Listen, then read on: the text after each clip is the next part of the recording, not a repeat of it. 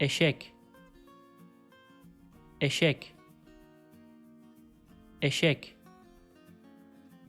Köyde 2 eşek gördüm. Köyde 2 eşek gördüm. Köyde 2 eşek gördüm. Eşek evcil bir hayvan.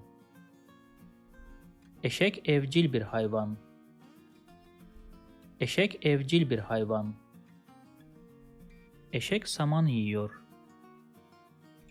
Eşek saman yiyor. Eşek saman yiyor. If you like this video, please subscribe to my channel below for more videos on Turkish grammar, vocabulary and pronunciation.